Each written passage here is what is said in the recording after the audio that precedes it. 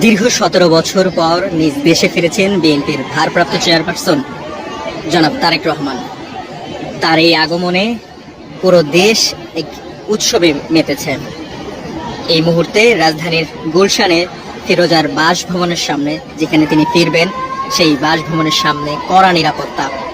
আজ বেলা 12:15টার দিকে বাংলাদেশ এয়ারলাইন্সের একটি বিমানে করে তিনি সিলেট ওসমানী বিমানবন্দর থেকে হযরত শাহজালাল আন্তর্জাতিক বিমানবন্দরে পৌঁছান।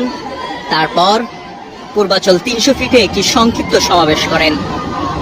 সেই সমাবেশে তিনি সংক্ষিপ্ত বক্তব্য রাখেন। সেই বক্তব্যের পর কিন্তু তার মাকে দেখতে, অর্থাৎ বিএনপির চেয়ারপারসন খালেদা জিয়াকে দেখতে তিনি রাজধানীর এভার কেয়ার হাসপাতালে গিয়েছেন। বেগম খালেদা জিয়া এভার কেয়ার হাসপাতালে বেশ কিছুদিন ধরে চিকিৎসাধীন রয়েছেন। তাকে দেখতেই তিনি সেখানে গিয়েছেন এবং এই মুহূর্তে গুলশানের যে চিত্রটি আপনাদেরকে দেখাচ্ছি, খালেদা জিয়ার যে বাসভবন ফিরোজা, সেখানে যে সামনের সড়ক, সেই সামনের সড়কে কড়া নিরাপত্তায় দেওয়া হচ্ছে। ভেতরে কাউকে প্রবেশ করাতে দেওয়া হচ্ছে না। বিজিবি, সেনা, পুলিশ সহ আইন শৃঙ্খলা বাহিনীর সবাই উপস্থিত রয়েছেন বলা চলে। এমনকি আপনাদেরকে যদি একটু দেখানোর চেষ্টা করি, পুরো সড়ক জুড়েই কিন্তু আইন শৃঙ্খলা বাহিনীর কঠোর নিরাপত্তা রয়েছে বলা যায়।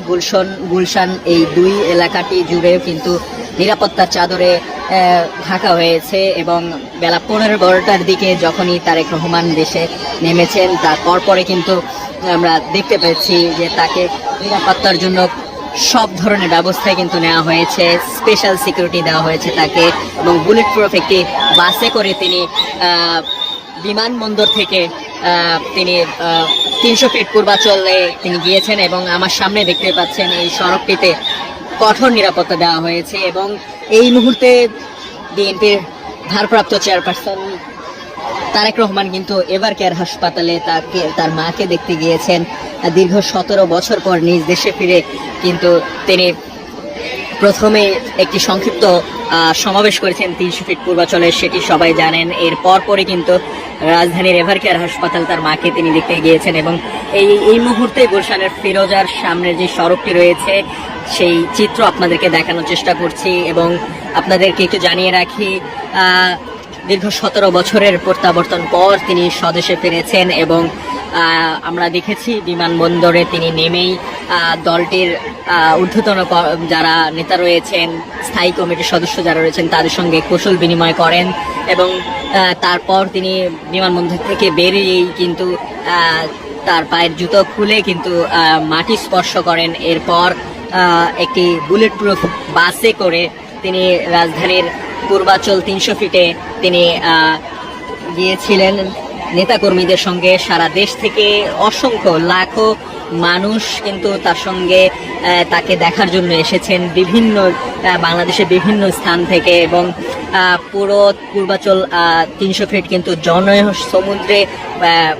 জনসমুদ্রে পৌঁছেছে। সেই চিত্র কিন্তু আমরা দেখেছি। এর পরে কিন্তু সংক্ষিপ্ত বক্তব্য রেখেছেন, জাতির উদ্দেশ্যে ভাষণ দিয়েছেন এবং তিনি বলেছেন যে দেশের উন্নয়নে সকলকে ঐক্যবদ্ধ থাকতে হবে এবং সেই লক্ষ্যে কিন্তু আমরা দেখেছি তিনি ভাষণ দিয়েছেন জাতির উদ্দেশ্যে। এর পর তার মাকে দেখতে, অর্থাৎ বিএনপির চেয়ারপারসন বেগম খালেদা জিয়াকে দেখতে তিনি এভার কেয়ার হাসপাতালে যান।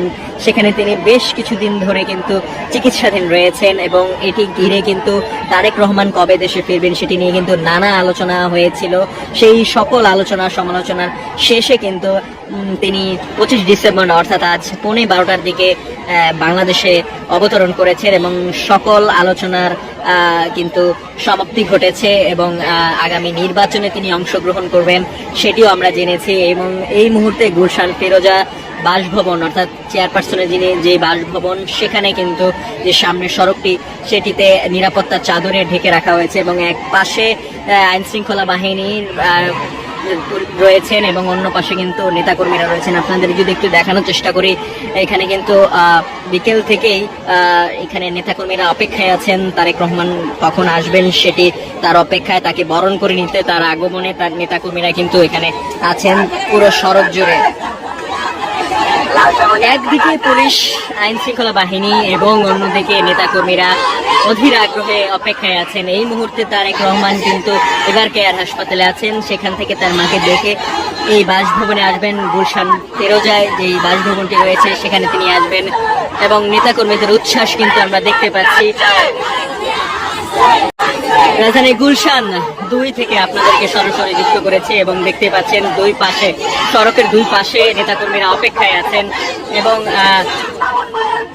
দীর্ঘ 17 বছরের অবসান ঘটলো এবং বেলা 11:15টার দিকে কিন্তু তারেক রহমান দেশে অবতরণ করেছেন এবং এর পরপরই কিন্তু আমরা দেখেছি কঠোর নিরাপত্তায় তাকে 300 ফিট পূর্বাচলে গণসংবর্ধনা যেখানে দেওয়া হয়েছে সেখানে নিয়ে যাওয়া হয়েছে। এরপর পরে কিন্তু তিনি সেখানে একটি সংক্ষিপ্ত বক্তব্য রেখেছেন, জাতির উদ্দেশ্যে ভাষণ দিয়েছেন, নেতাকর্মীদেরকে ধন্যবাদ জানিয়েছেন এবং দেশ ও জাতির কল্যাণে সকলকে ঐক্যবদ্ধ থাকার আহ্বান জানিয়েছেন।